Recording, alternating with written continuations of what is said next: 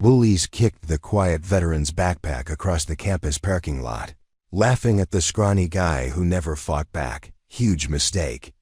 They had no idea he was a Muay Thai champion. Marcus Rivera pulled his worn baseball cap lower over his eyes as he walked across the sprawling campus of Central Valley Community College. At 24, he was older than most of the students hurrying between classes, but his slight frame and quiet demeanor made him blend into the background effortlessly. Standing barely 5'7" and weighing maybe 130 pounds soaking wet, Marcus looked more like a high school freshman than a military veteran who had served 2 tours in Thailand with the Army. The morning California sun beat down on the concrete pathways as Marcus navigated through clusters of chattering students. His faded jeans and plain gray hoodie were a stark contrast to the designer clothes and trendy outfits worn by his classmates. The black backpack slung over his shoulder contained everything he owned that mattered: his textbooks, his laptop that had seen better days, and a few personal items that connected him to a life most people here couldn't begin to imagine. Marcus had enrolled at Central Valley 6 months ago using his GI Bill benefits, determined to build a new life after his discharge from the military. The transition from military life to civilian college had been jarring in ways he hadn't expected. At 24, he felt ancient compared to the 18 and 19-year-old students who complained about pop quizzes and weekend plans, while he struggled with nightmares and the constant feeling of being on edge in crowded spaces. His apartment was a tiny studio 15 minutes off campus, furnished with nothing more than a mattress on the floor, a small table, and a chair he'd found at a thrift store. The walls were bare except for a single photograph tucked into the corner of his mirror, a picture of him with his unit in Thailand, all of them grinning and covered in sweat after a particularly grueling training session. It was the only decoration he'd allowed himself, the only reminder of the brotherhood he'd left behind. What none of his classmates knew, what none of the professors who saw him sitting quietly in the back row suspected, was that Marcus had spent the better part of 3 years in Thailand not just serving his country, but immersing himself in one of the world's most brutal and respected martial arts. Muay Thai wasn't just something he'd picked up as a hobby during his deployment. It had become his salvation, the one thing that had kept him sane during the long, difficult months overseas. His commanding officer, Sergeant First Class Rodriguez, had been the one to introduce him to the sport. Rodriguez himself was a practitioner who had trained in the authentic camps of Bangkok before his military service. "Rivera," he'd said one particularly stressful evening when Marcus had been struggling with anxiety and sleepless nights, "you need something to channel that energy, something to give you focus. Come with me tomorrow morning."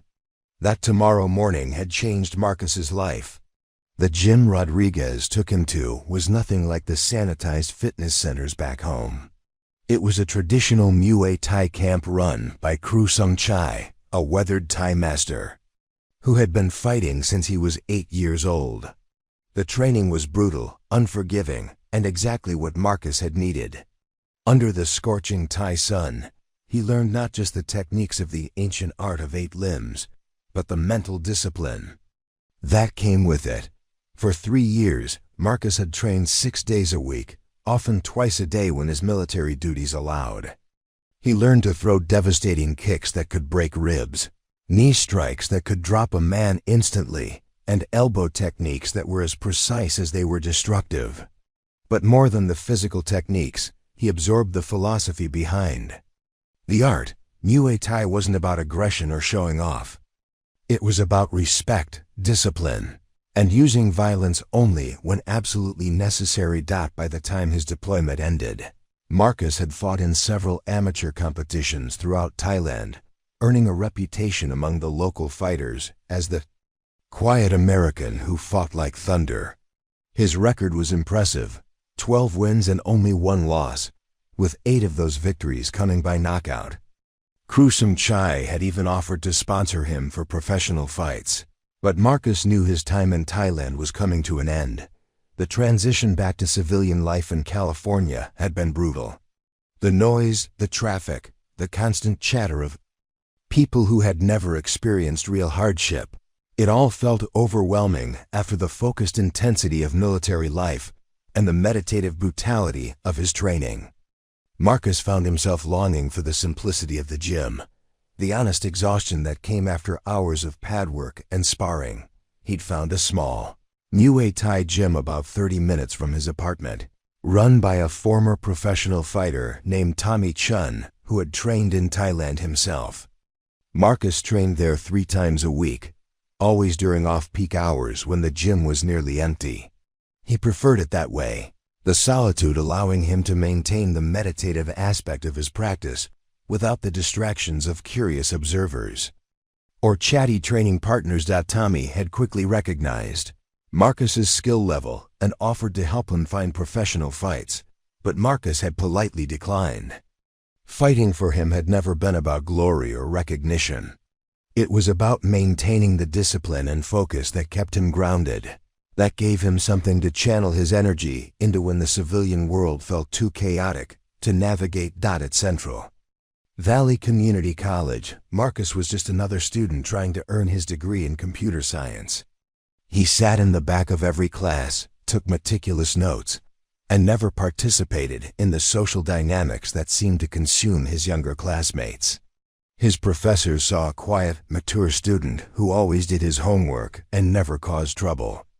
His classmates, when they noticed him at all, saw a weird older guy who kept to himself and probably couldn't afford the social activities they took for granted. The irony wasn't lost on Marcus that he was probably the most dangerous person on the entire campus, yet everyone saw him as harmless. His instructors at the Thai camp would have laughed at the contrast. There, he had been known for his explosive power and technical precision. Here, he was invisible, just another face in the crowd of students rushing between classes. Marcus preferred it that way, or at least he told himself he did. The attention that came with revealing his abilities had never appealed to him. He'd seen too many fighters who used their skills as a way to intimidate others or boost their own egos. That wasn't what Muay Thai was about, at least not the way Kru Sun Chai had taught it. Real strength, his master had always said, was knowing when not to use your power. Still, there were moments when the isolation felt heavier than usual. Watching groups of students laughing together over lunch, seeing classmates make plans for weekend parties he'd never be invited to.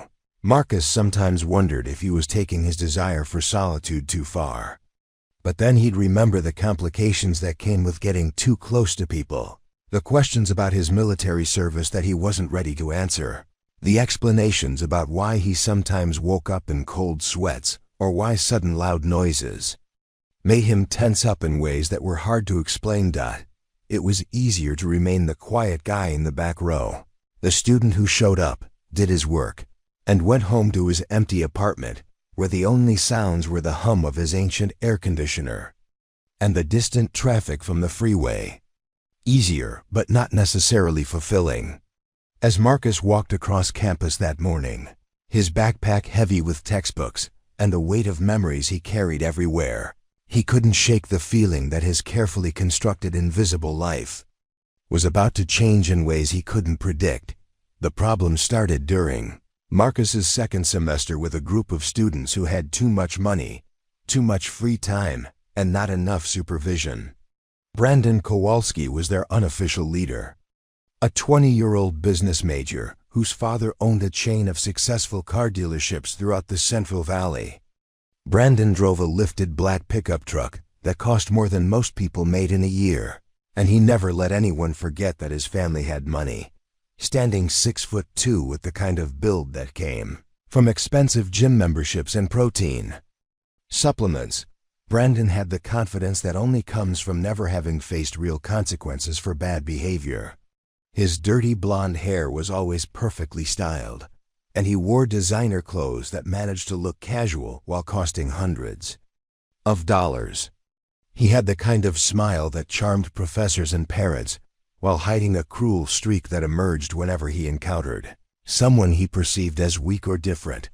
Brandon's two constant companions were Jake Morrison and Tyler Webb, of whom came from similar privileged backgrounds and seemed to exist primarily to validate Brandon's sense of superiority.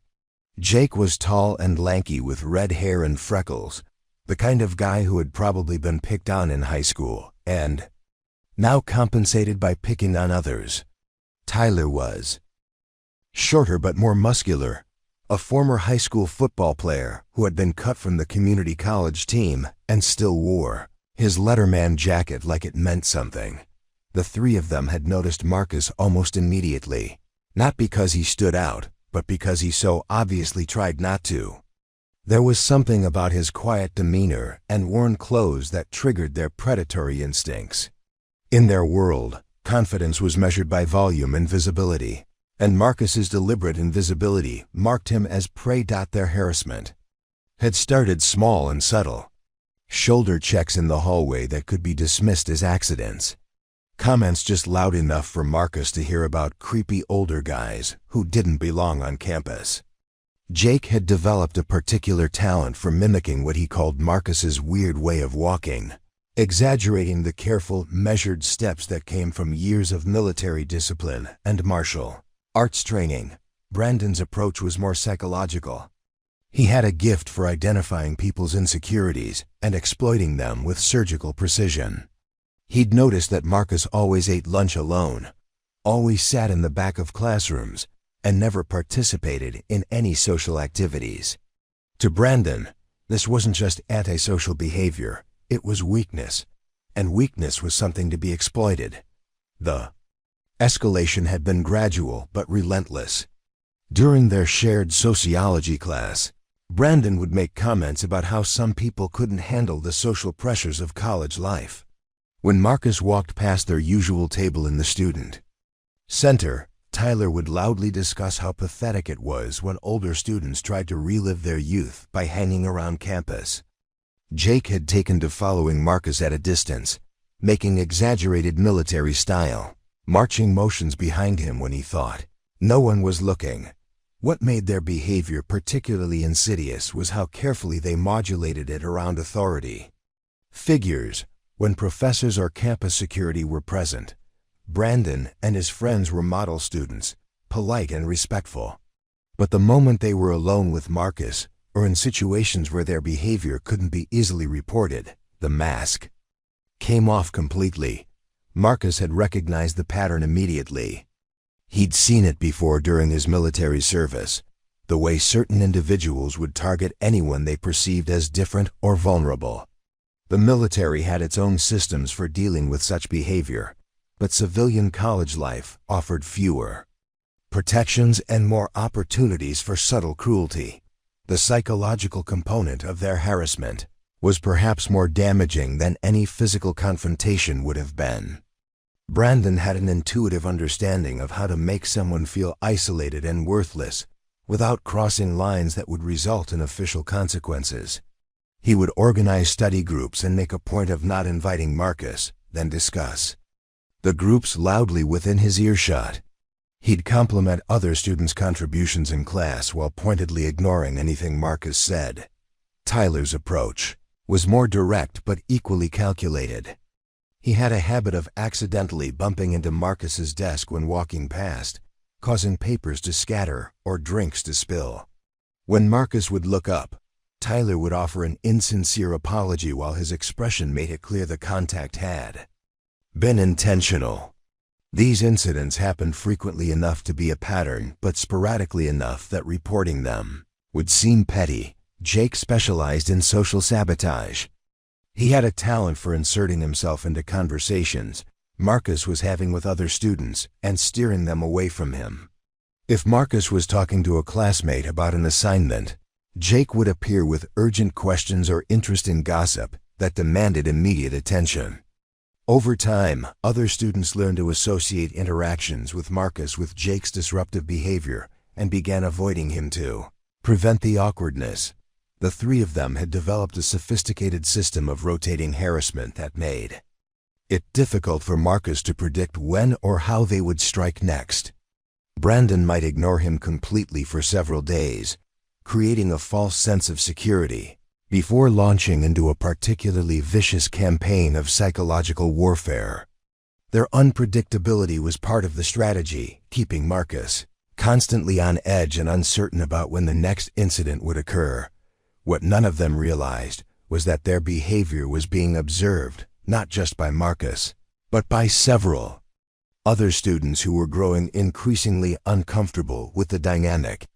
Sarah Chun, a nursing student who sat near Marcus in their shared biology class, had noticed the pattern of harassment and found it disturbing.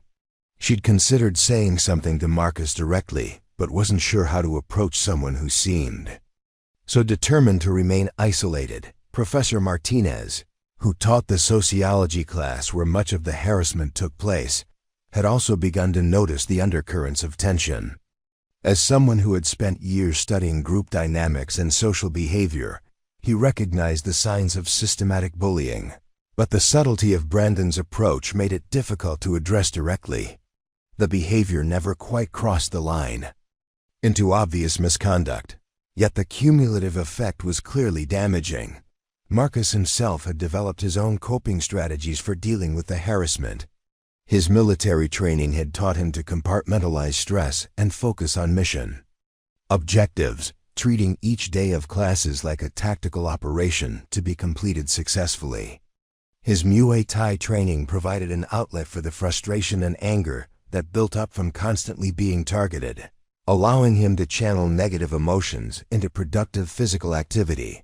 But the constant vigilance required to navigate the harassment was exhausting. Marcus found himself analyzing every interaction, every glance, every comment for potential threats or hidden meanings. The hypervigilance that had served him well during his military deployment was now being triggered by college students, and the irony wasn't lost on him that he felt more on edge in a suburban classroom than he had in some combat zones. The isolation was perhaps the most difficult aspect of the situation. Marcus had been trained to operate as part of a unit, to rely on his brothers in arms for support and backup. In the civilian world, particularly in the environment Brandon and his friends had created, Marcus felt completely alone. He couldn't talk to other students without risking further harassment, and he couldn't report the behavior without seeming like he couldn't handle college-age bullies. At night, alone in his sparse apartment, Marcus would sometimes find himself planning responses to potential escalations. His martial arts training had given him the tools to end any physical confrontation quickly and decisively, but he understood that using those tools in this context would likely destroy any chance he had of completing his education and building a civilian life. The discipline that had been drilled into him during his military service and reinforced through years of martial arts training was being tested in ways he hadn't anticipated. This wasn't combat, where the rules of engagement were clear and the stakes were obvious. This was a different kind of warfare, one where the weapons were psychological and the battlefield was social. And Marcus was discovering that all his physical training hadn't prepared him for this particular type of conflict. The turning point came on a Tuesday morning in late October when the California heat had finally begun to give way to cooler autumn weather. Marcus had arrived on campus earlier than usual, hoping to find a quiet spot in the library to review his notes before his first class. The campus was still relatively empty, with only the most dedicated students and early shift staff moving through the pathways between buildings. Marcus had chosen a bench near the engineering building, far from the main student traffic areas, where Brandon and his crew typically congregated. He'd spread his materials across the wooden surface, organizing his textbooks and notebooks in the methodical way that had become second nature during his military service. The morning routine was one of the few times during his day when he felt truly relaxed, when the hypervigilance that had become his constant companion could ease slightly. He was deep in concentration, reviewing complex algorithms for his computer programming class when he heard the familiar sound of Brandon's voice cutting through the morning quiet. Marcus looked up to see the trio approaching from the direction of the parking lot, their voices carrying farther than they probably realized in the crisp morning air. "I'm telling you guys, my dad's thinking about buying another dealership in Fresno," Brandon was saying, his tone carrying the casual arrogance that Marcus had come to recognize. "Says the market there is ripe for expansion, and we could probably undercut the competition by 15% easily." Jake was nodding enthusiastically, playing his usual role as Brandon's primary supporter. "That's genius, man. Your family's really building an empire. I bet you'll be running the whole operation before you're 30. Tyler, meanwhile, was scanning the area with the predatory awareness of someone looking for entertainment. His eyes locked onto Marcus sitting alone at the bench, and a slow smile spread across his face. Well, look what we have here, boys. Our favorite campus hermit is up early today." Brandon's attention shifted immediately, his business talk forgotten as he focused on the opportunity Tyler had identified. Marcus Rivera, the mysterious older student. "What brings you out of your cave so early, Marcus? Couldn't sleep? Bad dreams?" The question hit closer to home than Brandon could have known. Marcus had indeed been awake since 4 in the morning, roused by one of the nightmares that still plagued him occasionally. But he kept his expression neutral, continuing to organize his materials without acknowledging the comment. "I think he's ignoring us," Jake observed with mock hurt in his voice. "That's not very polite, Marcus.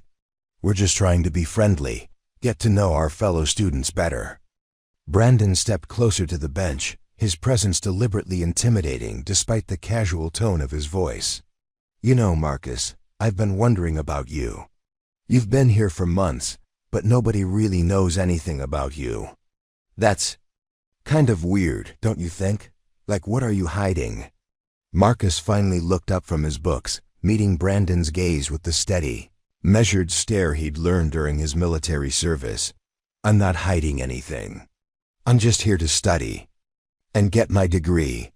"Just here to study," Tyler repeated in a mocking tone. "How noble. But don't you think it's kind of selfish to take up space that could go to younger students? I mean, you're what, like 30? Shouldn't you have figured your life out by now?"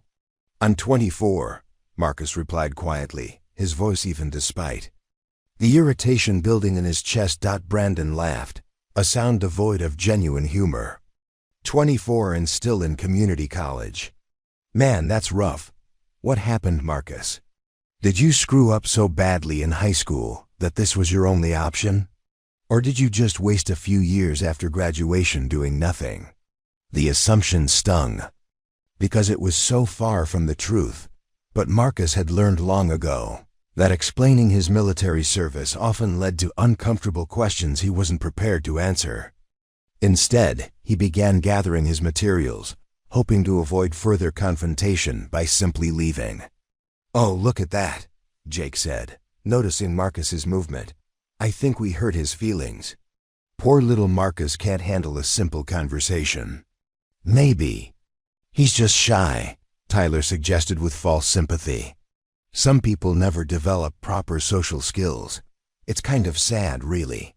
Brandon moved to block Marcus's path as he stood up from the bench, his backpack slung over one shoulder and his arms full of textbooks and notebooks. "Hold on there, Marcus. We're not done talking yet. I think we're starting to understand each other better." "I need to get to class," Marcus said, his voice remaining calm despite the tension building in his shoulders.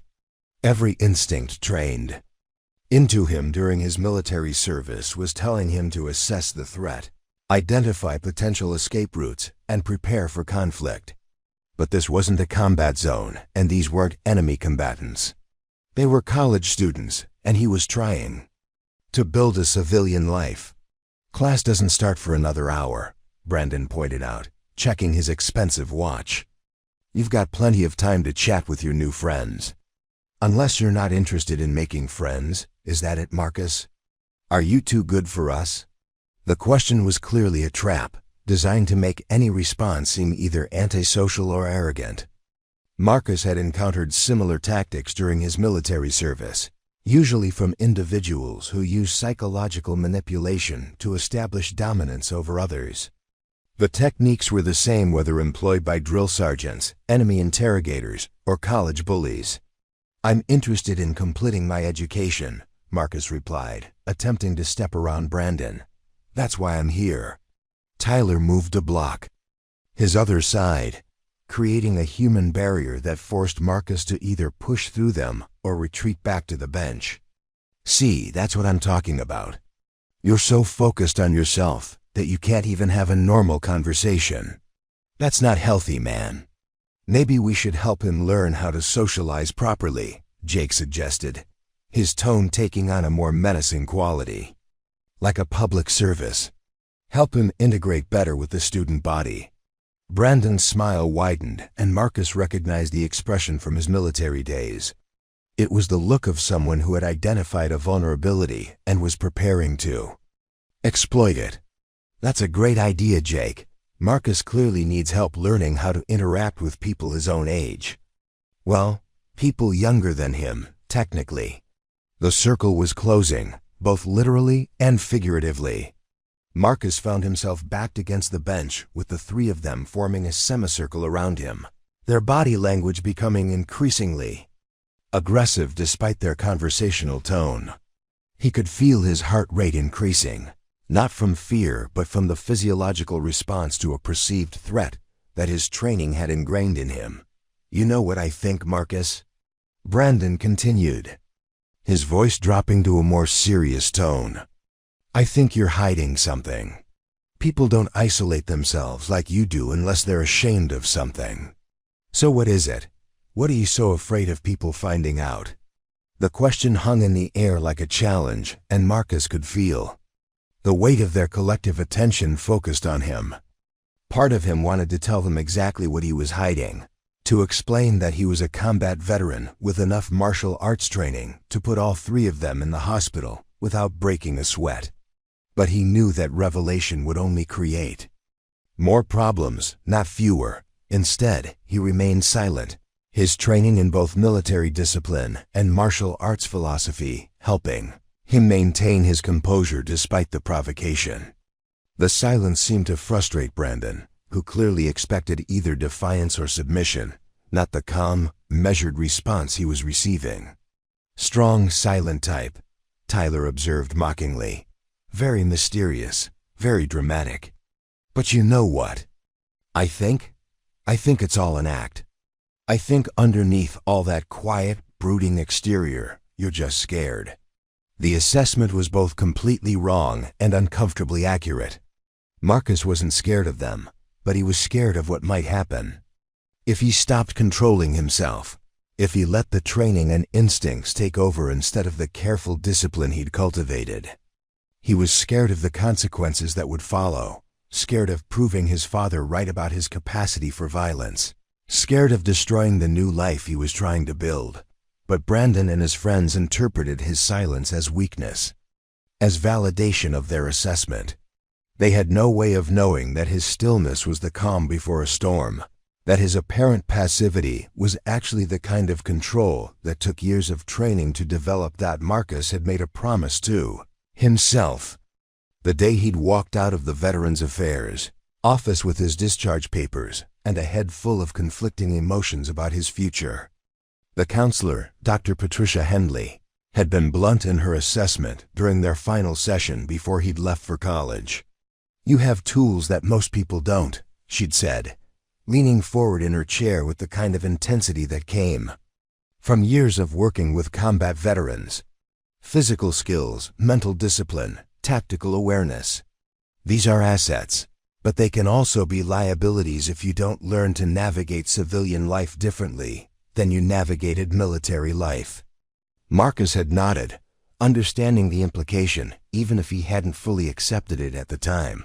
Dr. Henley had seen too many veterans struggle with the transition, too many who had used their military training in situations that had destroyed their chances at building successful civilian lives. "The rules are different out here," she'd continued. "What made you effective as a soldier? What kept you alive overseas? Those same instincts can get you arrested, expelled, or worse in civilian society. You need to make a conscious choice about who you want to be now that you're home. The promise Marcus had made to himself that day was simple but profound. He would not be the veteran who couldn't control himself, who let his training turn him into something he didn't want to be. He'd seen too many examples during his time in service of soldiers who had let their combat skills define them outside of combat situations, who had used their abilities to intimidate, to dominate, to solve problems that should have been handled differently. Sergeant Rodriguez, his former commanding officer and Muay Thai mentor, had reinforced this lesson during their final training session in Thailand. The strongest fighters are the ones who never have to prove their strength, he'd said as they cooled down after a particularly intense sparring session. Real power comes from knowing when not to use what you know. Rodriguez had shared stories of fighters he'd known who had made the mistake of bringing their ring skills into street conflicts, who had used their training to settle disputes that could have been resolved peacefully. Every one of them regretted it, he'd said. Not because they lost, but because they won. Because once you cross that line, once you use your skills against someone who doesn't have the same training, you become something different. You become a bully, even if that wasn't your intention. The lesson had stuck with Marcus throughout his deployment and into his civilian life. He'd seen the truth of it in the gym where he currently trained, watching younger fighters struggle with the temptation to use their skills outside of controlled environments. Tommy Chun, the gym owner, had banned several members over the years for exactly that reason. "I don't train fighters to be thugs," Tommy had explained to Marcus during one of their conversations. "I train them to be warriors, and warriors know the difference between necessary violence and unnecessary violence. If you can't tell the difference, you don't belong here." Marcus had internalized these lessons so deeply that they had become part of his identity. He wasn't just a veteran trying to become a college student. He was someone who had chosen to define himself by his restraint rather than his capabilities. Every day that he walked through campus without using his skills to defend himself from Brandon's harassment was a victory in his own personal war against the person he could have become. But the promise was being tested in ways he hadn't anticipated. The psychological pressure of constant harassment, the daily choice to absorb abuse rather than respond to it, was wearing on him in ways that physical combat never had.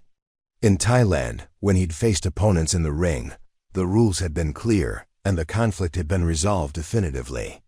Here, the rules were murky and the conflict was ongoing, with no clear resolution in sight. Dr. Henley had warned him about this aspect of civilian life during their sessions. "Combat is actually simpler than what you're going to face out here," she'd said. "In combat, you have clear objectives, clear rules of engagement, and clear consequences. In civilian life, especially in social situations, everything is ambiguous. You'll face situations where your training tells you to respond one way, but society expects you to respond differently." Marcus was living that ambiguity every day. His tactical training told him to neutralize threats quickly and decisively. His martial arts background gave him the tools to end confrontations before they escalated. But his understanding of civilian social dynamics, reinforced by his promise to himself, required him to absorb the harassment and find non-violent solutions.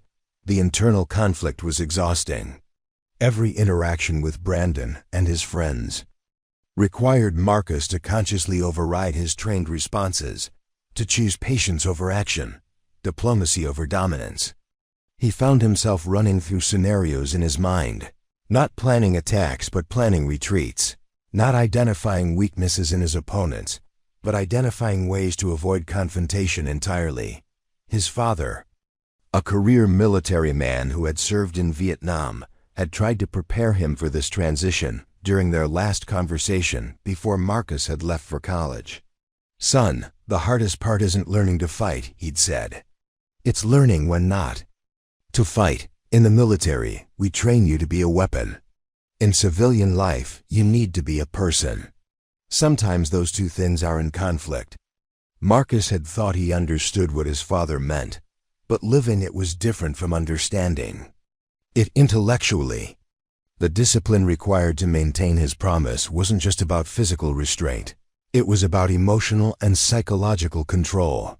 He had to resist not just the urge to fight back, but the urge to intimidate, to use his presence and bearing, to establish dominance without actually throwing a punch. The temptation was constant and subtle. When Brandon made his snide comments, Marcus could see exactly how the conversation would change if he simply allowed his military bearing to show through his civilian facade. When Tyler bumped into him in the hallways, Marcus knew exactly how much pressure to apply to a wrist grip to make the harassment stop permanently. When Jake mocked his solitary lifestyle, Marcus could envision the look of respect that would replace the mockery if he demonstrated even a fraction of his capabilities. But each time he chose restraint. Each time he reminded himself of his promise, of the life he was trying to build, of the person he wanted to become. The choice was made easier by his understanding of the consequences. He'd seen what happened to veterans who couldn't make the transition, who let their military training define their civilian interactions. Some ended up in prison, others in psychiatric facilities, still others simply isolated and alone, unable to connect with a world that didn't understand their capabilities or their struggles. Marcus had also made a promise to his mother, though she didn't know about the specific terms of it. During their last phone conversation before he'd started college, she'd expressed her hopes for his future with the kind of emotional intensity that only mothers could manage. "I just want you to be happy, Mio," she'd said, using the Spanish endearment that always made him feel like a child again. "I want you to find peace, to build a life that makes you proud. You've served your country, you've proven your courage. Now I want you to prove your wisdom." The wisdom she'd referenced was exactly what Marcus was trying to demonstrate every day. The wisdom to know that his skills were tools to be used only when necessary, not weapons to be deployed whenever he felt disrespected or threatened. The wisdom to understand that his worth as a person wasn't determined by his ability to dominate others, but by his ability to control himself. His Muay Thai training had reinforced this philosophy through the concept of Sanak, the Thai principle, that emphasized the joy and playfulness that should be part of martial arts training. Real fighters, his instructors had taught him, didn't need to prove themselves outside of the gym. They found their validation in the training itself, in the constant pursuit of improvement, in the respect of their peers and teachers. The promise Marcus had made to himself was really a promise to honor all of these influences, to prove worthy of the trust that had been placed in him by his parents, his instructors, his commanding officers, and his therapist. Every day that he chose nonviolence over violence, every interaction where he chose diplomacy over dominance, he was keeping that promise and defining himself as someone who could be trusted with the dangerous knowledge he possessed. But promises, even the most sincere ones, could only withstand so much pressure before they began to crack. And Marcus was beginning to sense that Brandon and his friends were testing the limits of his commitment to restraint, pushing him toward a breaking point he hoped he would never reach. The harassment escalated with the methodical precision of a military campaign, though Brandon and his friends were too amateur to realize they were following a pattern that Marcus recognized all too well. What had started as casual mockery and social exclusion evolved into more direct and personal attacks designed to break down his psychological defenses. The first major escalation occurred during Marcus's computer programming class, a subject he had chosen specifically because it played to his strengths in logical thinking and problem solving. Professor Williams had assigned a complex coding project that required students to work in pairs, and Marcus had been looking forward to the challenge until he discovered that Brandon had somehow managed to get himself transferred into the same section. When Professor Williams announced the partner assignments, Brandon immediately raised his hand with a theatrical display of enthusiasm. "Professor, I'd love to work with Marcus Rivera. I think it would be great to collaborate with someone who has such a unique perspective on things." The professor, unaware of the undercurrents in the classroom, smiled approvingly. "Excellent, Brandon. I'm glad to see students taking initiative to work with classmates they might not normally interact with." Marcus felt his stomach drop as he realized what had just happened. Brandon had maneuvered himself into a position where he could sabotage Marcus's academic performance while maintaining plausible deniability. It was a sophisticated move that demonstrated a level of strategic thinking that Marcus hadn't given him credit for. The project meetings became exercises in psychological warfare. Brandon would schedule meetings at times that conflicted with Marcus's work schedule at the part-time job he'd taken to supplement his GI Bill benefits. When Marcus would suggest alternative times, Brandon would claim to have family obligations or social commitments that couldn't be moved. The net effect was that Marcus found himself doing the majority of the work while Brandon contributed just enough to avoid failing the assignment. During the few meetings they did manage to have, Brandon would spend the time asking invasive personal questions, disguised as attempts at friendship. "So Marcus, what did you do before college? You seem like you have more life experience than most of us." When Marcus would deflect with vague answers, Brandon would press harder. "Come on, man, we're partners now. Don't you think we should get to know each other better?" The psychological pressure was relentless and carefully calibrated. Brandon had clearly studied Marcus's responses and learned exactly which buttons to push to create maximum discomfort. He would make comments about Marcus's clothing, his social isolation, his apparent lack of money, all delivered with a tone of fake concern that made it difficult to call out directly. Meanwhile, Jake had escalated his campaign of social sabotage to include academic interference.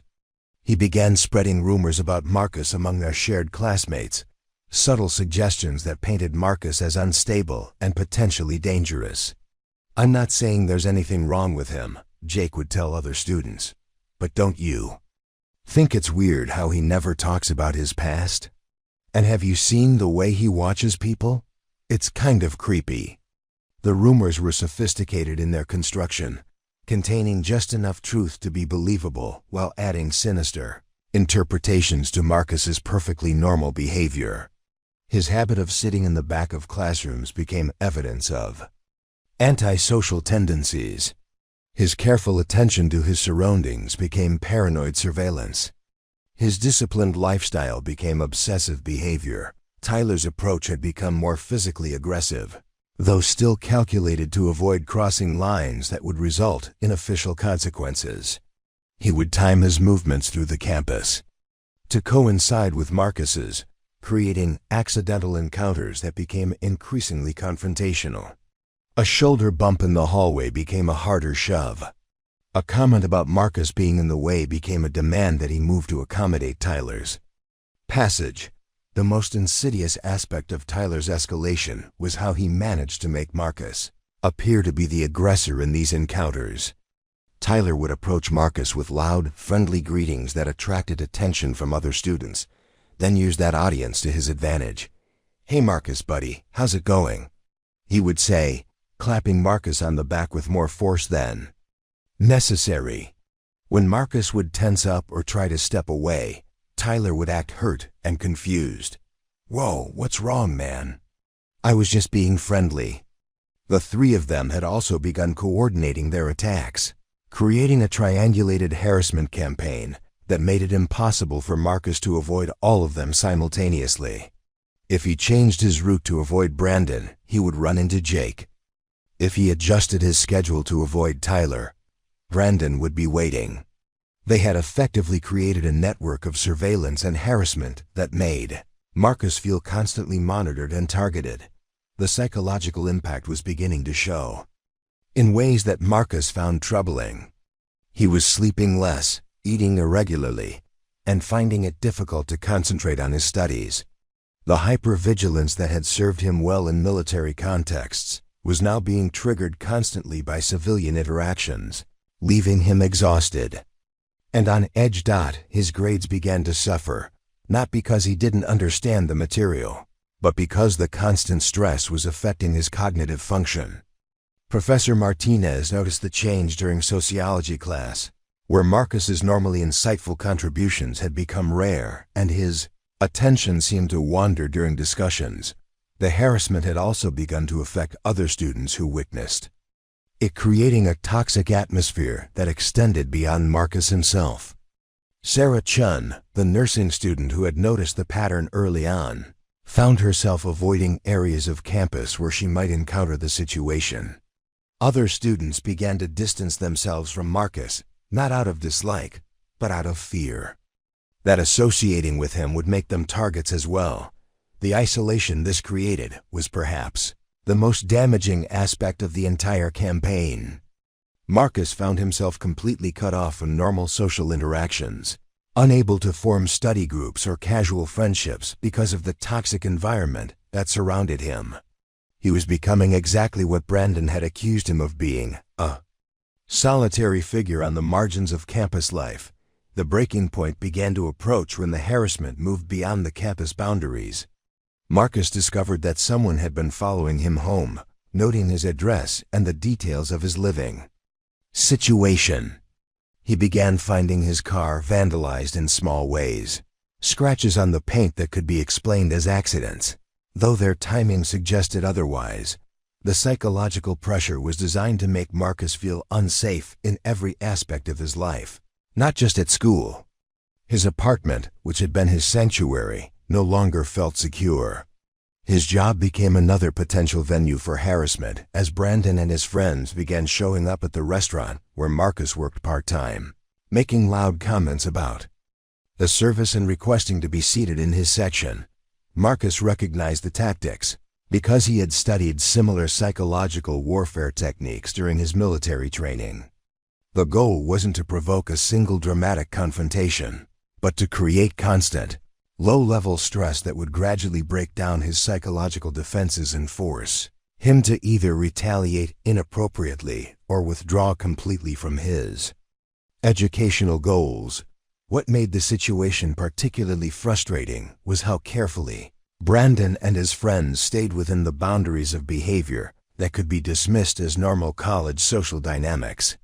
When viewed individually, each incident could be explained away as a misunderstanding or an overreaction on Marcus's part. It was only when viewed as a pattern that the systematic nature of the harassment became clear. The administration, when Marcus finally attempted to report the situation, proved to be ill-equipped to handle the subtlety of the campaign being waged against him. Dean Patricia Walsh listened to his concerns with professional sympathy but ultimately concluded that the incidents he described didn't rise to the level of formal disciplinary action. "I understand that you're feeling targeted, Mr. Rivera," she said during their meeting, "but what you're describing sounds more like personality conflicts than harassment. Have you considered that perhaps you and these other students simply have different communication styles?" The suggestion that Marcus was partially responsible for the situation was both infuriating and demoralizing. It demonstrated how effectively Brandon and his friends had managed to frame the narrative, making Marcus appear to be the problem rather than the victim. The dean's advice that he should try to be more social and outgoing showed a complete misunderstanding of the dynamics at play. Marcus left the meeting feeling more isolated than ever, understanding that the institutional protections he had relied on during his military service were not available to him in civilian life. He was on his own, with only his own discipline and self-control standing between him and the kind of response that would validate everything Brandon had said about him. The pressure was building towards something that Marcus could sense but couldn't yet define, a convergence of circumstances that would force him to make choices he had been trying to avoid. Every day that passed brought new provocations, new tests of his commitment to restraint, new challenges to the promise he had made to himself about the kind of person he wanted to be. As October gave way to November, Marcus found himself walking through campus with the kind of tactical awareness he hadn't felt since his deployment. scanning for threats and planning responses to scenarios he hoped would never materialize.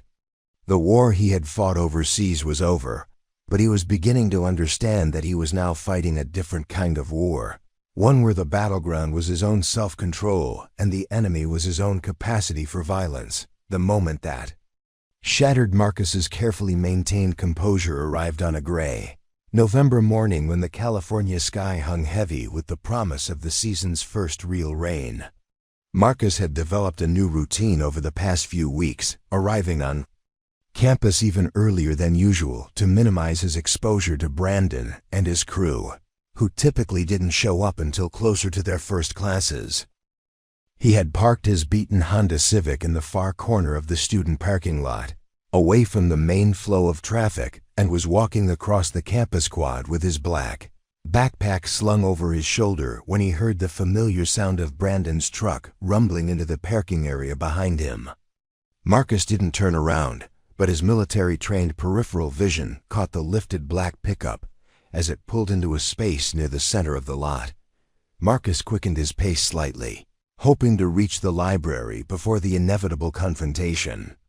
But he could hear car doors slamming and voices carrying across the morning air. Brandon's laugh, loud and deliberately theatrical, echoed off the concrete structures surrounding the quad. "Well, well, well," came Tyler's voice from behind him, closer than Marcus had expected. "Look who's trying to sneak around campus like a little mouse." Marcus stopped walking, but didn't turn around. He could hear footsteps approaching from multiple directions, the coordinated movement of predators who had done this dance many times before. His tactical training automatically began cataloging potential threats and escape routes, even as his conscious mind tried to maintain the disciplined calm he'd cultivated over months of harassment. "Morning, Marcus," Brandon called out, his voice carrying the false friendliness that had become his signature. "Beautiful day, isn't it? Perfect weather for a little chat between friends." Marcus finally turned to face them, his expression carefully neutral despite the adrenaline beginning to course through his system. The three of them had positioned themselves in a loose triangle around him, not close enough to be obviously threatening, but close enough to make it clear that leaving would require going through one of them. "I need to get to the library," Marcus said quietly, his voice steady despite the tension building in his shoulders. Jake laughed, the sound harsh in the morning quiet. "The library doesn't open for another hour, Marcus. Don't you know the campus schedule by now?" "Oh wait, that's right. You don't really interact with anyone, so why would you know when things are actually open?" "I have studying to do," Marcus replied, attempting to step around Jake toward the path that led to the main campus buildings. Tyler moved to block his path, not aggressively, but with enough intention to make it clear that Marcus wasn't going anywhere until they decided the conversation was over. "Studying, always studying. Don't you ever do anything fun, Marcus? Don't you ever just hang out and enjoy life?" "Some of us have to work for our grades," Marcus said, immediately regretting the words as soon as they left his mouth. He had allowed his frustration to show, given them exactly the kind of reaction they had been trying to provoke. Brandon's eyes lit up with predatory interest. "Oh, is that what you think? You think we don't work for our grades? You think everything just gets handed to us because we're younger than you?" "That's not what I said," Marcus replied, but he could see that his clarification was irrelevant. Brandon had found the opening he had been looking for. "No, I think that's exactly what you said," Brandon continued, his voice taking on the kind of righteous indignation that he had perfected over months of practice. "You think you're better than us because you're older, because you're more serious, because you don't waste time on social activities." Tyler picked up the thread seamlessly. "You know what I think? I think Marcus here believes he's some kind of superior being, above the petty concerns of us regular college students." Jake nodded enthusiastically. "That would explain why he never talks to anyone, why he acts like he's too good for normal social interaction. He thinks we're all beneath him." Marcus could feel the familiar surge of anger building in his chest. The same reaction that had gotten him in trouble at his previous school and led to his father's ultimatum about fighting. But this time, the anger was mixed with something else. A cold clarity that came from months of psychological pressure finally reaching a breaking point. "I don't think I'm better than anyone," Marcus said, his voice still quiet, but carrying a new edge that made all three of his tormentors pause slightly. "I just want to be left alone to complete my education." "Left alone," Brandon repeated mockingly. "That's really what you want, isn't it? To hide away from the world, to avoid having to prove yourself against people your own age." The comment stung because it contained just enough truth to be painful. Marcus had been hiding, not from fear of physical confrontation, but from fear of what might happen if he stopped hiding. He had been avoiding proving himself because he knew exactly what that proof would look like, and he had promised himself it would never come to that. "You know what I think your problem is, Marcus?" Brandon continued, stepping closer now, his voice dropping to a more intimate, menacing tone. "I think you're afraid. I think underneath all that mysterious, brooding exterior, you're just scared of being found out." "Found out as what?" Marcus asked, the question slipping out before he could stop himself. Brandon smiled, sensing victory. "Found out exactly what you are. A loser. A failure. Someone who couldn't make it in the real world and had to come back to school with a bunch of kids half his age." The words hit like physical blows, not because they were true, but because they represented everything Marcus feared other people might think about him. The assumption that his military service had been a failure, that his return to school represented weakness rather than growth, that his age made him somehow less worthy of being there. Tyler sensed the shift in Marcus's demeanor and moved closer, emboldened by what he interpreted as weakness. "Look at him, guys. I think we finally got to him. I think we finally found his sensitive spot." "What's wrong, Marcus?" Jake taunted. "Having trouble handling a little honest feedback? Can't take criticism from people who are younger and more successful than you?" Marcus felt something fundamental shift inside him, a tectonic movement in the foundation of his self-control that had been building for months. The promise he had made to himself was still there, still important, but it was being weighed against something else now, against the understanding that some lines, once crossed, demanded a response. "You want to know what I am?" Marcus asked, his voice so quiet that the three of them had to lean in to hear him clearly. Brandon nodded eagerly, thinking he had finally provoked the emotional breakdown he had been working toward for months. "Yeah, Marcus. Tell us what you really are." Marcus looked at each of them in turn, his dark eyes holding a stillness that should have warned them they were venturing into dangerous territory. "I'm someone who has been showing you more respect than you deserve." The statement hung in the air between them, simple and clear, but carrying an undertone that made Tyler take an unconscious step backward. There was something in Marcus's voice, in his posture, that had changed fundamentally in the past few seconds, but Brandon was too, invested in the moment to recognize the warning signs. He had been building toward this confrontation for months, and the possibility that he might have miscalculated never occurred to him. "Respect?" Brandon laughed, but the sound was less confident than before. "You think ignoring us is respect? You think acting like we don't exist is respect?" "I think not responding to months of harassment is respect," Marcus replied, his voice still quiet but carrying a clarity that cut through the morning air like a blade. "I think choosing not to humiliate you when I could have is respect." Jake looked confused, as if the conversation had taken a turn he hadn't expected. "What are you talking about, Marcus?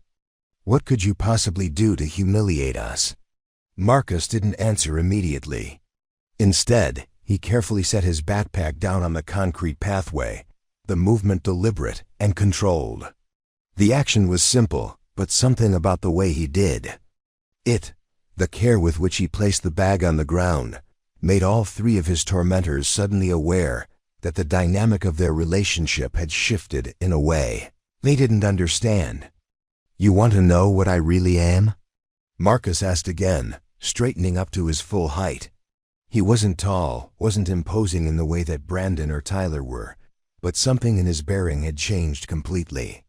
The careful invisibility he had maintained for months was gone, replaced by something that made the air around them feel charged with potential energy. Brandon felt a flicker of uncertainty for the first time in their months-long campaign, but his pride wouldn't let him back down now, not in front of his friends, not after investing so much time and effort in breaking Marcus down. "Yeah," Brandon said, his voice less steady than before. "Tell us what you really are, Marcus." Marcus looked at him with the kind of calm assessment that predators used to evaluate prey, and for the first time, Brandon began to understand that he might have made a fundamental error in judgment about who was the hunter and who was the hunted. Marcus stood perfectly still for a moment that stretched longer than it should have, the kind of pause that occurs when someone reaches a decision they know will change everything that follows. The morning air was crisp against his skin, and somewhere in the distance he could hear the normal sounds of campus life beginning.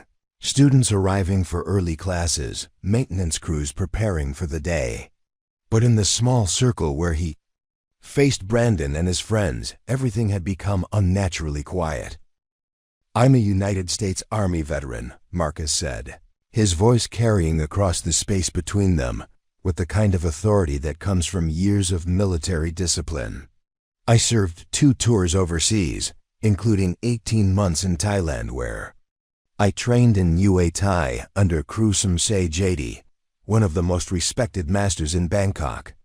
The words hung in the air like a challenge, and Marcus could see the immediate shift in his tormentor's expressions. Brandon's confident smirk faltered slightly while Jake and Tyler exchanged uncertain glances. But they had invested too much in their campaign of harassment to back down now, especially not in response to what they probably saw as an attempt at intimidation. "Oh, wow," Brandon said, his voice dripping with sarcasm as he recovered his composure. "A soldier boy. How impressive. Let me guess, you're going to tell us about all the people you killed overseas, right? You're going to threaten us with your super-secret military training." Marcus shook his head slowly, his expression remaining calm despite the mockery. "I'm not going to threaten you with anything, Brandon. I'm going to give you a choice. You can walk away right now, all 3 of you, and we can pretend this conversation never happened. Or you can keep pushing, and you'll discover exactly why I've been choosing not to respond to your harassment for the past 4 months. Tyler laughed, but the sound was less confident than usual. "What are you going to do, Marcus? Beat us up? Right here on campus where everyone can see? That would be a great way to get expelled and lose all that military training you're so proud of." "You're absolutely right," Marcus agreed, his tone conversational. "Fighting on campus would be a terrible idea.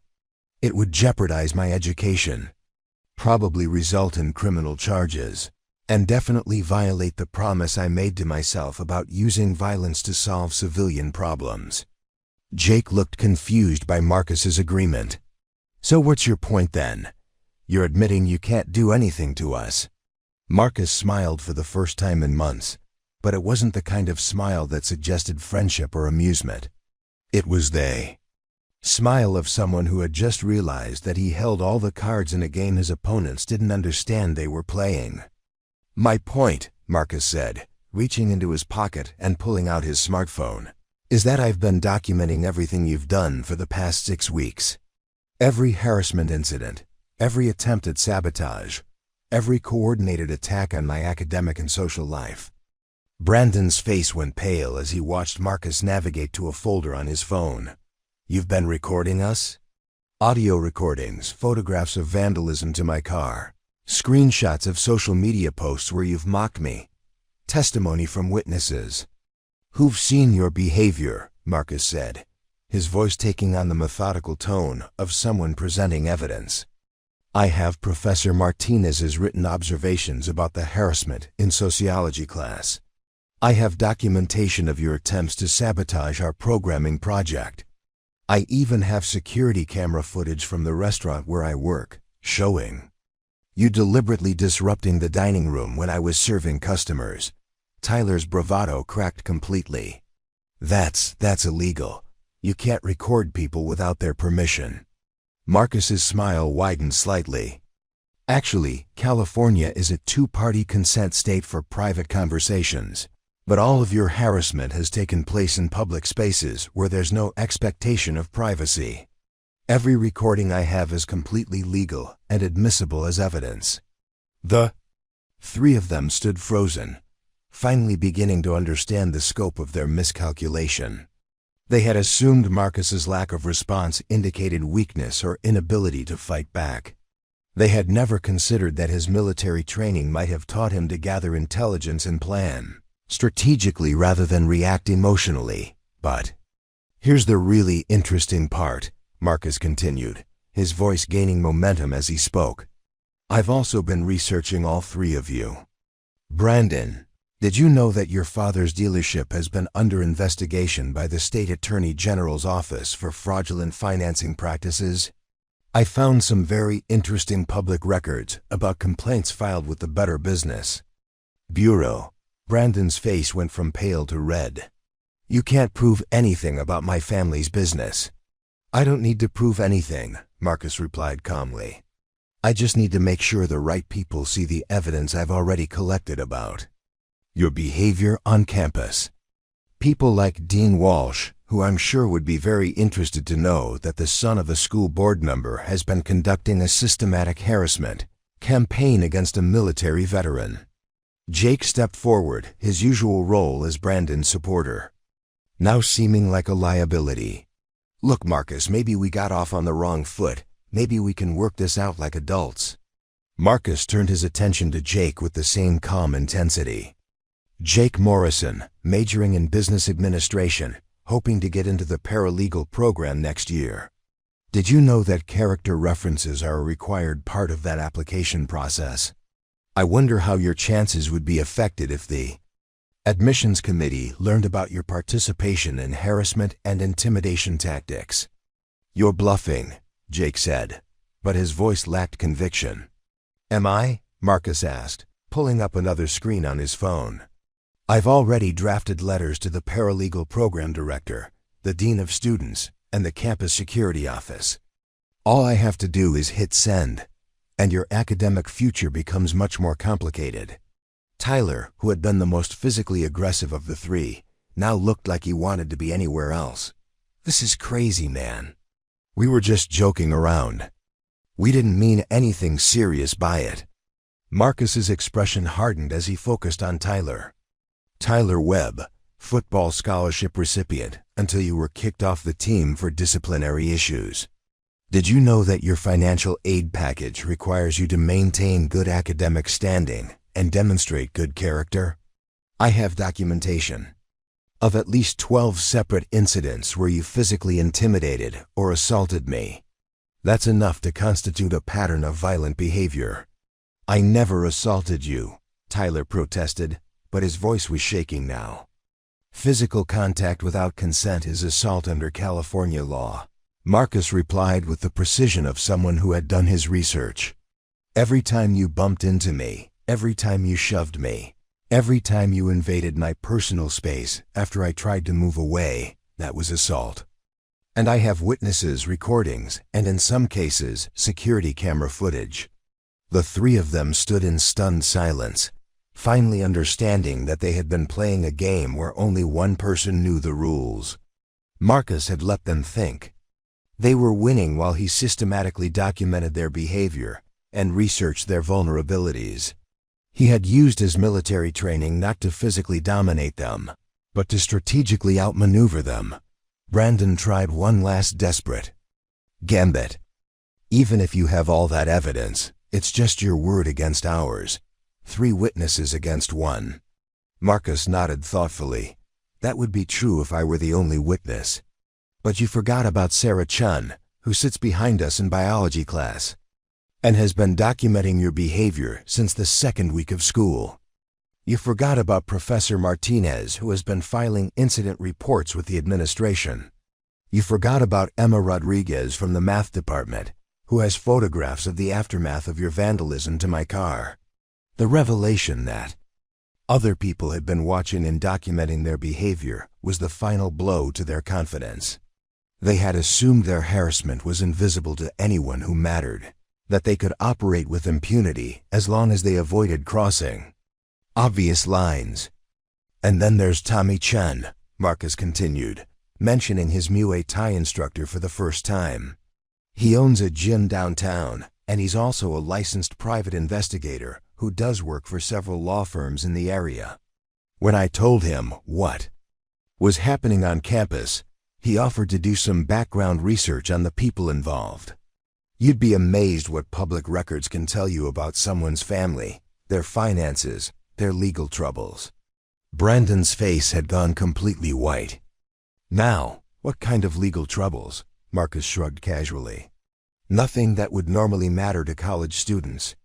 A few traffic violations, some underage drinking citations, that incident at the mall last summer that got hushed up because of family connections. But when you're facing potential disciplinary action for harassment and intimidation, suddenly, your history of poor judgment becomes much more relevant. The psychological warfare was complete and devastating. Marcus had used their own tactics against them, but with the precision and planning that came from actual training in conflict resolution. He had let them think they were in control while he systematically documented their behavior and prepared for exactly this moment. So here's what's going to happen, Marcus said, his voice taking on the kind of command authority that had been drilled into him during his military service. You're going to stop all of it. The harassment, the intimidation, the social sabotage, everything. You're going to treat me with the same basic courtesy you'd show any other student on this campus. He paused, letting the weight of his words settle over them. In return, I'll keep my documentation to myself. I won't send those letters. I won't file those complaints, and I won't make your personal business public knowledge. But if any of you so much as looks at me wrong from this point forward, everything I have goes to everyone it needs to go to. The three of them stood in defeated silence, finally understanding that they had lost a war they didn't even know they were fighting. Marcus had outplayed them completely, using their own aggression and overconfidence against them in a way that left them with no options and no way to save face. Do we understand each other? Marcus asked, his voice carrying the kind of finality that made it clear this was not a negotiation. Brandon opened his mouth as if to respond, but no words came out. The confident smirk that had been his trademark for months had completely disappeared, replaced by the pale, uncertain expression of someone who had just realized they had gravely miscalculated their opponent. His eyes darted between Marcus's calm face and the phone in his hand, as if trying to determine whether this was an elaborate bluff or a carefully executed strategic victory. Tyler was the first to break the tense silence, his voice barely above a whisper. Yeah, we understand each other, but Marcus wasn't finished. He had spent months absorbing their psychological warfare, studying their tactics, and preparing for this moment. Now that he had the advantage, he was going to make sure they understood exactly what that meant. I don't think you do understand, Marcus said, his voice maintaining the same calm authority that had characterized his entire revelation. You see, what you three have been doing isn't just harassment.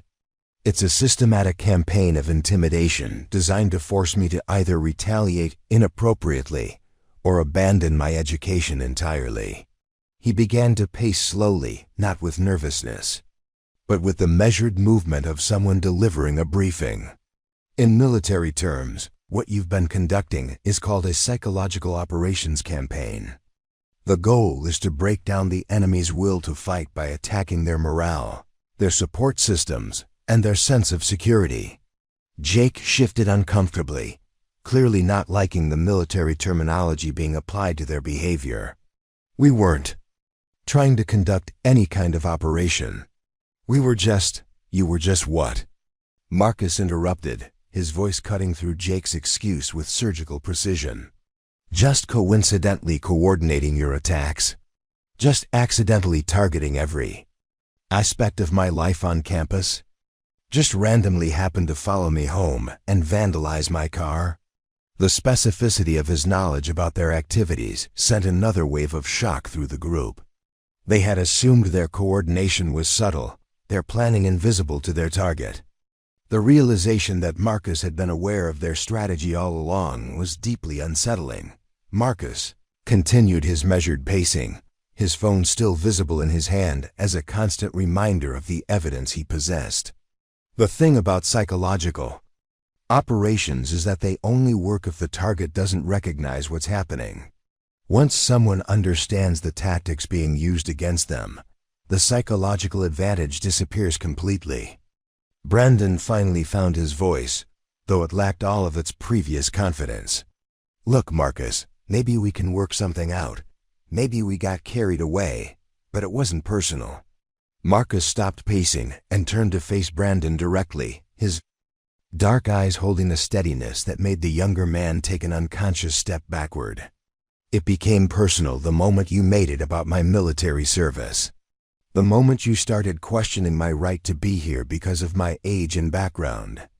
The conversation was taking place in an increasingly surreal atmosphere. What had started as three college students confronting what they thought was a weak target had transformed into something that felt more like a military debriefing. Marcus's bearing, his vocabulary, his entire demeanor had shifted into something that none of them had expected or knew how to handle. You want to know what my military service actually taught me? Marcus asked, his voice taking on a conversational tone that somehow made his words more menacing rather than less.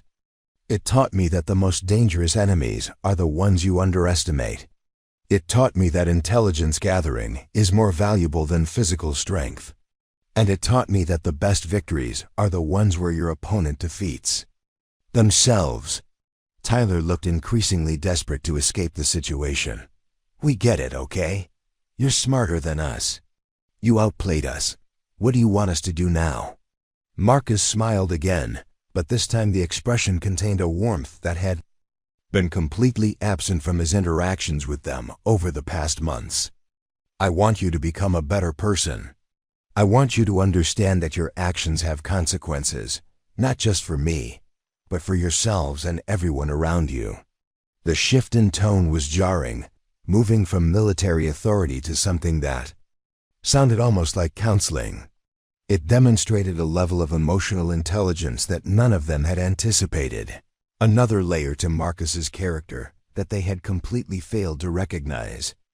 Brandon, Marcus said, addressing him directly, you have leadership qualities. People follow you. They listen to what you say. You could use those qualities to make campus life better for everyone, instead of using them to target people you perceive as different or vulnerable. Brandon looked genuinely confused by the unexpected praise mixed with criticism.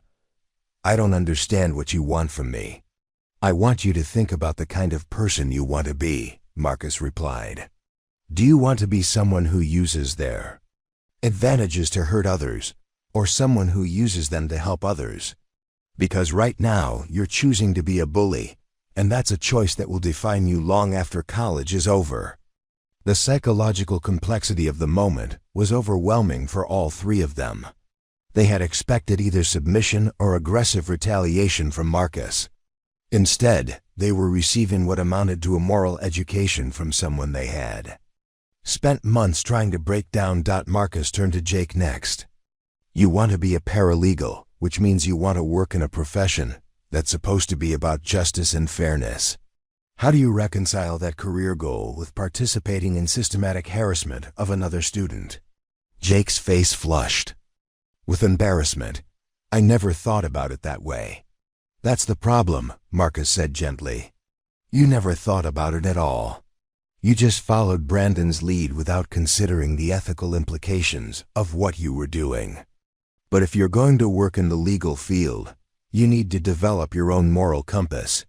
The educational tone of Marcus's response was perhaps more devastating than anger would have been. It forced Jake to confront not just his behavior, but The fundamental inconsistency between his actions and his stated goals. Finally, Marcus addressed Tyler. You lost your football scholarship because of disciplinary issues, which means you've already experienced consequences for poor decision-making. Why would you put your remaining educational opportunities at risk by engaging in the same kind of behavior that got you in trouble before? Tyler's jaw worked silently for several seconds before he managed to respond. I guess I didn't think it through. No, you didn't, Marcus agreed. But you still have a chance to learn from this experience and make better choices going forward. The question is whether you're going to take that chance or continue down the same path that's already cost you so much. The transformation of the confrontation from a potential physical altercation to what amounted to a therapeutic intervention was complete. Marcus had used his position of advantage not to humiliate or dominate his tormentors, but to force them to confront the reality of their behavior and its consequences. Here's what I propose, Marcus said, his voice taking on the tone of someone offering a negotiated settlement. You three are going to spend the next week thinking about what I've said. You're going to consider how your behavior has affected not just me, but other students on campus who might be watching and learning from your example. He paused, letting the weight of that responsibility settle over them. After that week, if you genuinely want to make amends for what you've done, we can discuss what that might look like. But if you think you can just ignore this conversation and go back to business as usual, you'll discover very quickly how wrong you are. The offer of redemption rather than simple punishment was perhaps the most unexpected element of Marcus's response. It demonstrated a level of maturity and strategic thinking that left his former tormentors completely off balance. Brandon looked around at his friends, clearly struggling with the realization that their group dynamic had been fundamentally altered by this encounter. What if we don't want to make amends? What if we just want to forget this whole thing happened? Marcus's expression hardened slightly. Then you'll discover that forgetting isn't an option. The evidence I have doesn't disappear just because you'd prefer to ignore it. And your behavior has consequences that extend beyond your personal comfort. The finality in his voice made it clear that this wasn't a bluff or an empty threat. Marcus had prepared for every possible response, including the possibility that they would refuse to acknowledge the harm they had caused. The choice is yours, Marcus concluded, picking up his backpack and slinging it over his shoulder with the same careful precision he had used to set it down. But choose carefully, because this is the only opportunity you'll get to handle this quietly and privately. As he turned to walk away, Marcus paused and looked back at the three of them one final time. For what it's worth, I hope you make the right choice, not for my sake, but for yours. Because the kind of people you become in college is the kind of people you'll be for the rest of your lives. With that, he walked away, leaving Brandon, Jake, and Tyler standing in stunned silence, finally understanding that they had been completely outmaneuvered by someone they had fundamentally misunderstood from the very beginning. The aftermath of Marcus's revelation rippled through Central Valley Community College like a stone thrown into still water, creating concentric circles of consequences that extended far beyond the original confrontation. Within hours of the parking lot encounter, the carefully constructed social hierarchy that had allowed Brandon and his friends to operate with impunity began to crumble in ways none of them had anticipated.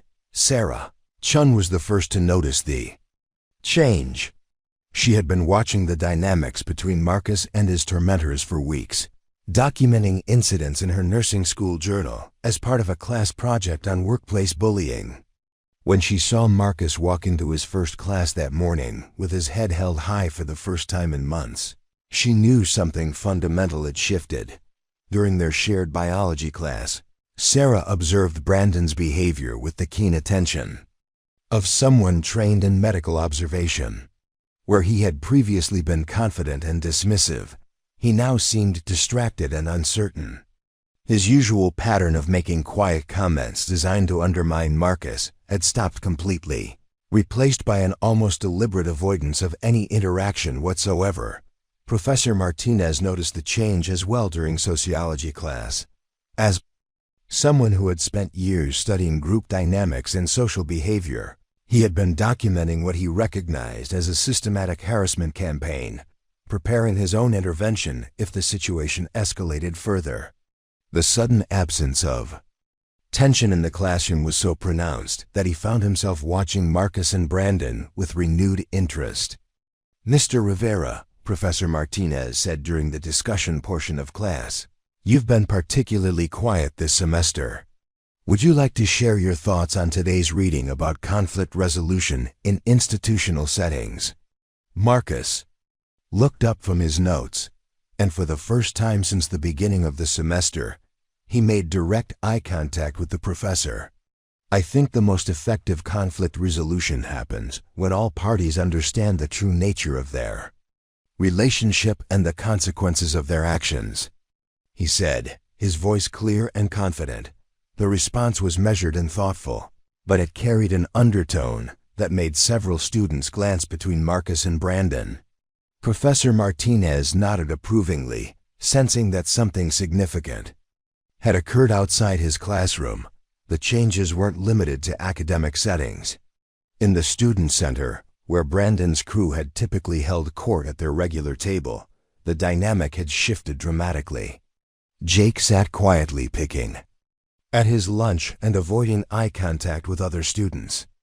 Tyler kept checking his phone obsessively, as if waiting for news that never came. Brandon himself seemed to be going through the motions of normal social interaction, but his usual charismatic leadership had been replaced by distracted anxiety.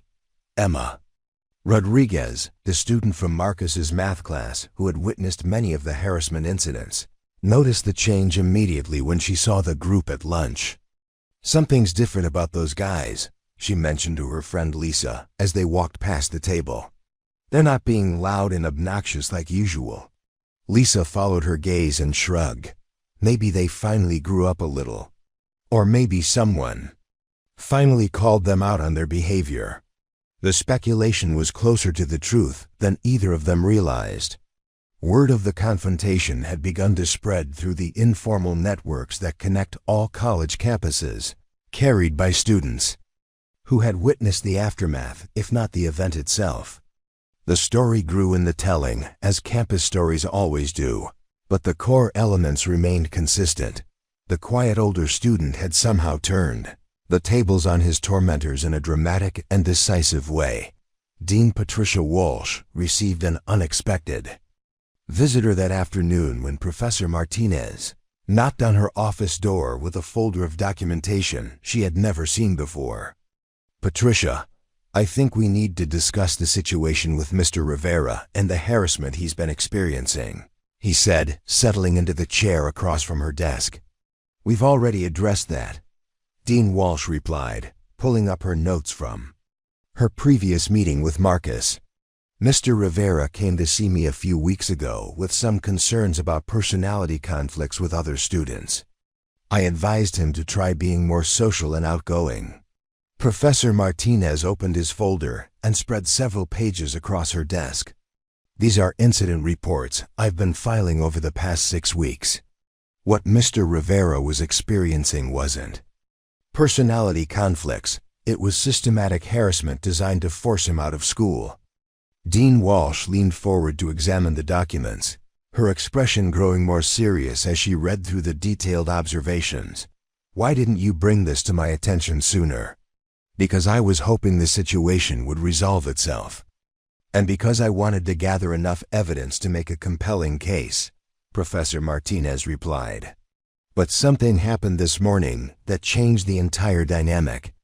Whatever Mr. Rivera did to address the situation, it was effective enough to completely alter the behavior of the students involved. The administrative response was swift and thorough.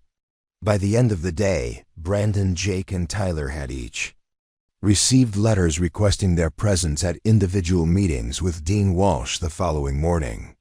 The letters were carefully worded to avoid suggesting predetermined guilt, but their tone made it clear that the meetings were not optional, Brandon's father received a phone call that evening from Dean Walsh herself, a conversation that began with professional courtesy, but quickly became more serious as the details of his son's behavior were outlined. "Mr. Kowalski, I'm calling to inform you that your son may be facing disciplinary action for harassment and intimidation of another student," Dean Walsh said, her voice carrying the weight of official authority. The phone call that followed between Brandon and his father was not pleasant. Robert Kowalski had built his business empire on the principle that reputation was everything, and the idea that his son's behavior might reflect poorly on the family name was unacceptable. "You're telling me that you've been harassing the military veteran?" Robert Kowalski's voice carried the kind of controlled anger that was more frightening than shouting. "Do you have any idea what kind of publicity nightmare this could become if it gets out?" Brandon tried to explain the situation from his perspective, but his father cut him off quickly. "I don't want to hear excuses. I want to hear solutions. How are you going to fix this before it destroys everything our family has worked for?"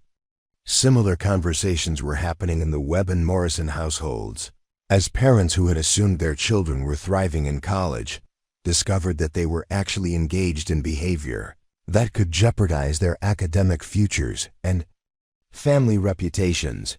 Meanwhile, Marcus was experiencing his own set of consequences, though they were largely positive.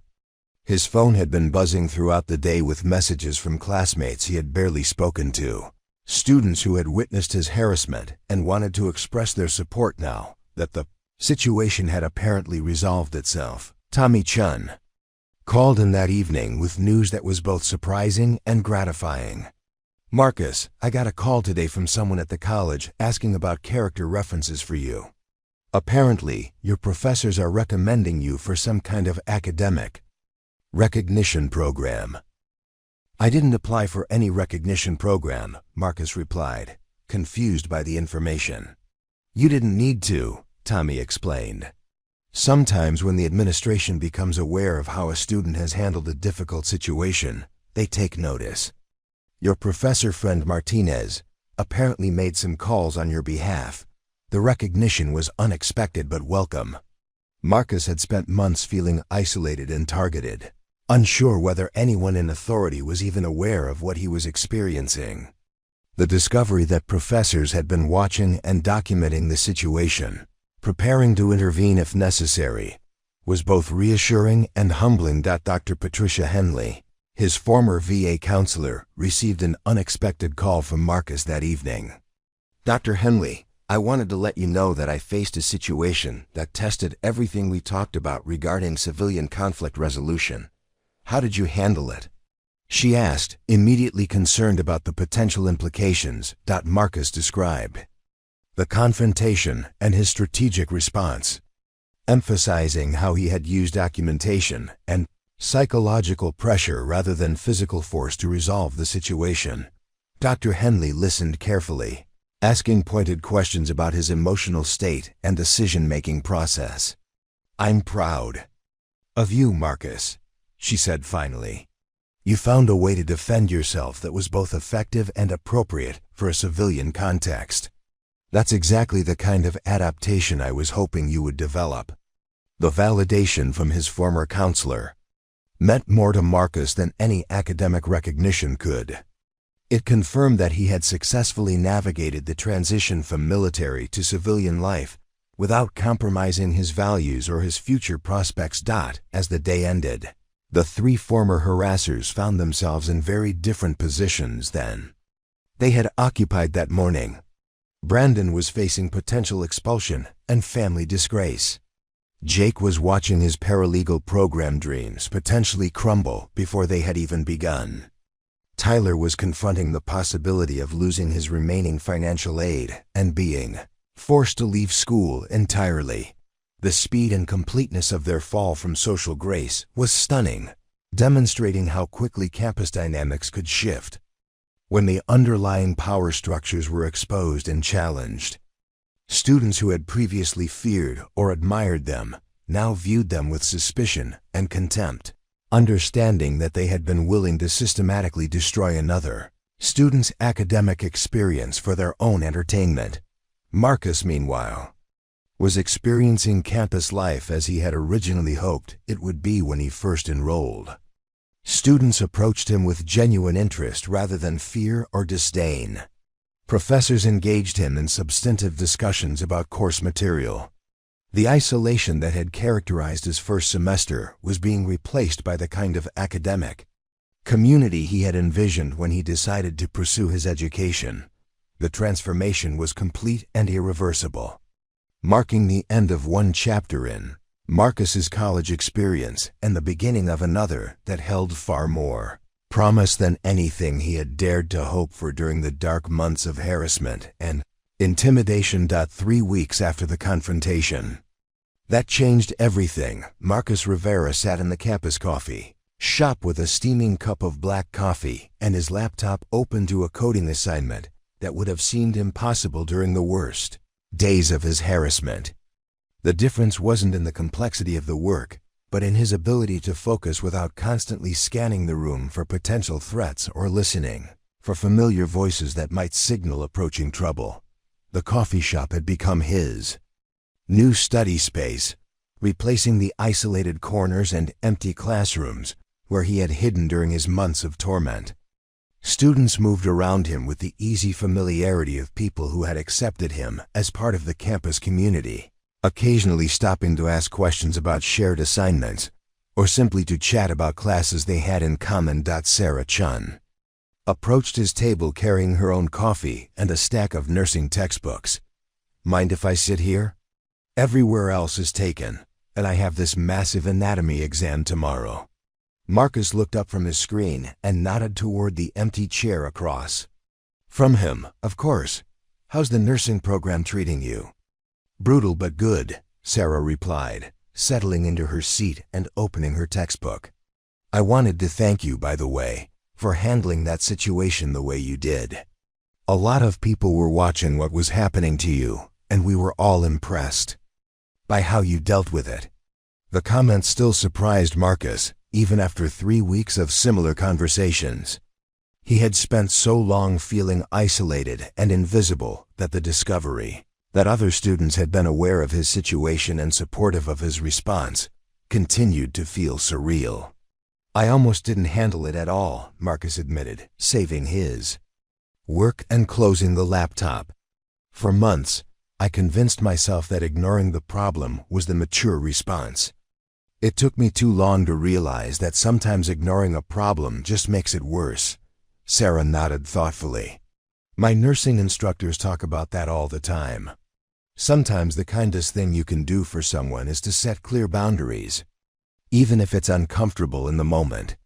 The conversation was interrupted by the arrival of Emma Rodriguez, who had been one of the first students to reach out to Marcus after the confrontation. She was carrying a tray with 3 cups of coffee and wore the kind of excited expression that suggested she had news to share. "I hope you don't mind," Emma said, setting the tray down and pulling up a third chair. "But I brought coffee for everyone, and I have something I think you'll want to hear." Marcus accepted the offered cup with a smile that would have been impossible 3 weeks earlier. "What's the news?" Emma leaned forward conspiratorially. "Brandon Kowalski withdrew from school yesterday. Officially, it's for personal reasons, but everyone knows it's because his father didn't want to deal with the potential publicity from disciplinary hearings." The news wasn't entirely surprising, but it still carried weight. Marcus had wondered what would ultimately happen to his former tormentors, whether they would choose the path of redemption he had offered, or simply try to avoid consequences altogether. "What about Jake and Tyler?"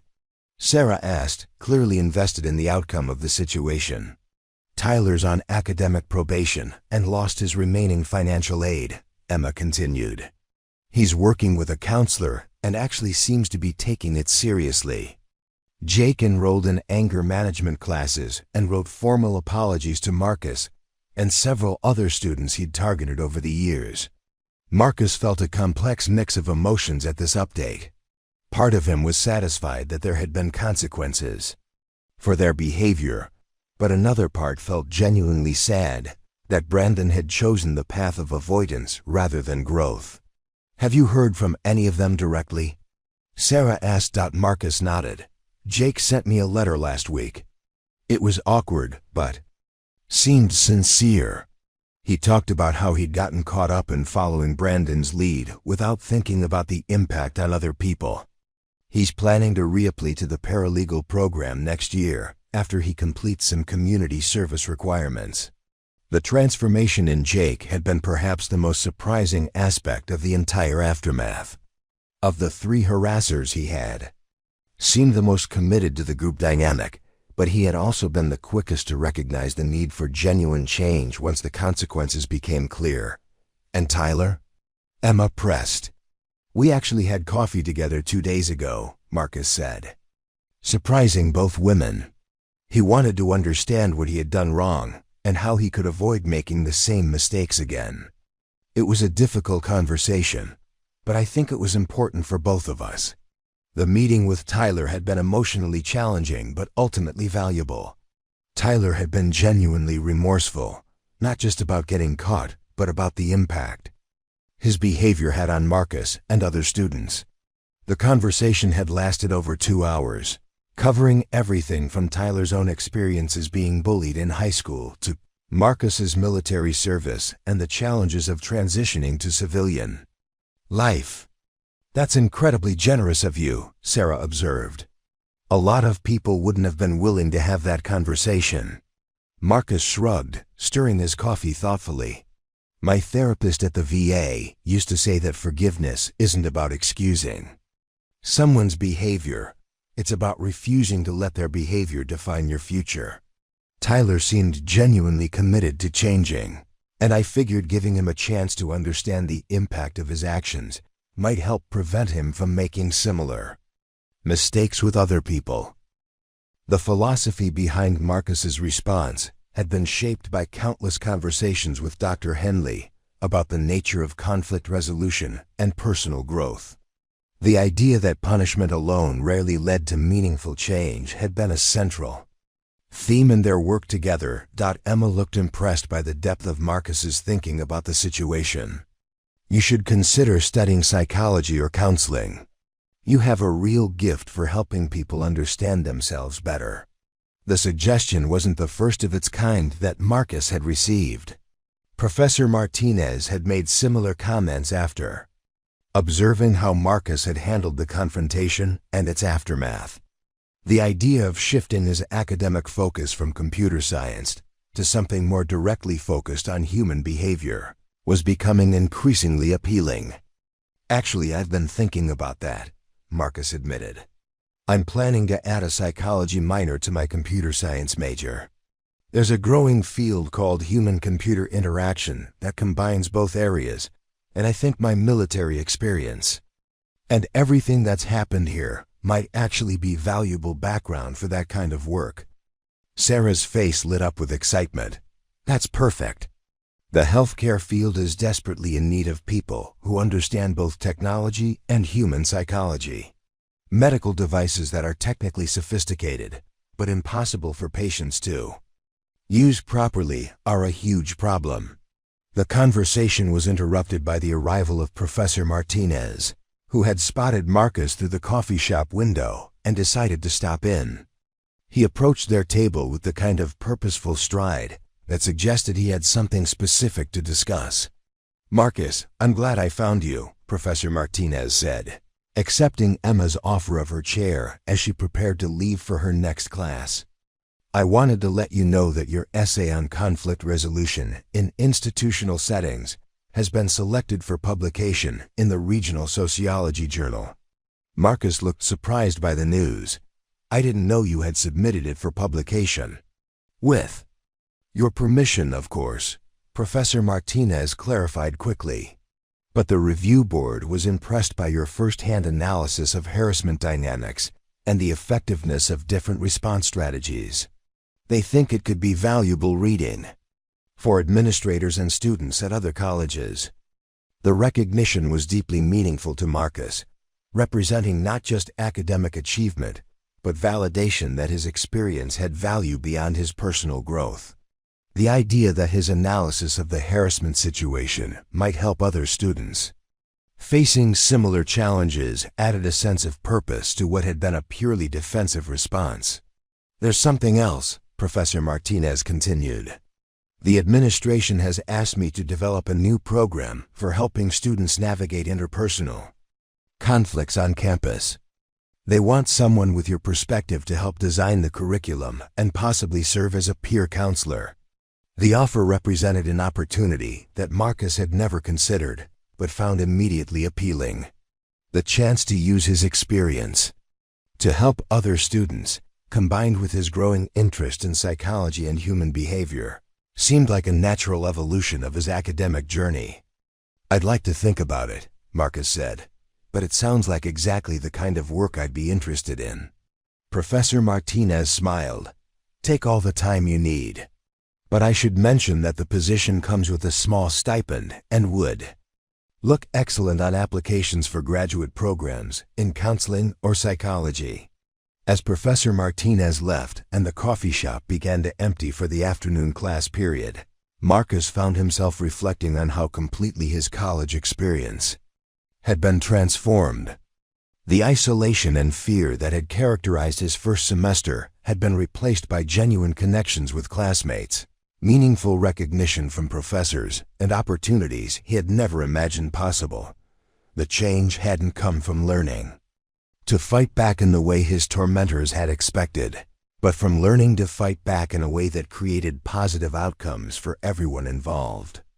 Instead of using his physical skills to dominate his harassers, he had used his intellectual and strategic abilities to create accountability and the possibility for growth. Sarah gathered her books and prepared to leave for her anatomy exam. "You know, Marcus, what you did wasn't just about standing up for yourself. You showed everyone on campus that it's possible to respond to cruelty with strength and wisdom instead of just more cruelty." As Marcus packed up his own materials and prepared to head to his next class, he reflected on how the promise he had made to himself about not using violence had ultimately led him to discover more effective and meaningful ways to address conflict. The strength he had found wasn't in his Muay Thai training or his military experience, but in his ability to see his harassers as people capable of growth and to respond to their cruelty with a combination of firm boundaries and genuine hope for their redemption. The transformation was complete. But Marcus understood it was also just the beginning of a new chapter in his life, one where his experiences of conflict and resolution could serve a larger purpose in helping others navigate similar challenges. 2 years later, Marcus Rivera stood at the podium in Central Valley Community College's main auditorium, addressing an audience of incoming students, faculty, and parents during orientation week. His official title was Student Conflict Resolution Coordinator, but everyone on campus knew him simply as someone who had transformed a toxic situation into an opportunity for growth and learning. "When I first arrived at this college," Marcus began, his voice carrying easily through the packed auditorium, "I thought strength meant keeping quiet, avoiding conflict, and handling everything alone. I learned that real strength means standing up for yourself and others in ways that create positive change, not just immediate satisfaction." In the audience, Sarah Chun, now a registered nurse working at the campus health center, smiled as she listened. Emma Rodriguez, completing her master's degree in education, took notes for the peer mentoring program she was developing. Even Jake Morrison, who had returned to complete his paralegal certification, sat in the back row, having volunteered to help with the orientation program. Professor Martinez, now the Dean of Student Affairs, watched with pride as his former student delivered a message that had become central to the college's approach to conflict resolution. The harassment prevention program they had developed together was being adopted by colleges throughout the state. "The most important lesson I learned," Marcus concluded, "is that everyone deserves a chance to grow, to change, and to become better than they were yesterday. That includes the people who hurt us, and it definitely includes ourselves." As the applause filled the auditorium, Marcus reflected on how his journey from isolated veteran to campus leader had proven that sometimes the greatest victories come not from fighting back, but from fighting forward. What would you do in Marcus's situation? How do you think conflicts should be resolved? Share your thoughts in the comments below. And don't forget to subscribe for more inspiring stories of resilience and transformation. Hit that notification bell so you never miss our latest content about overcoming challenges and finding strength in unexpected places.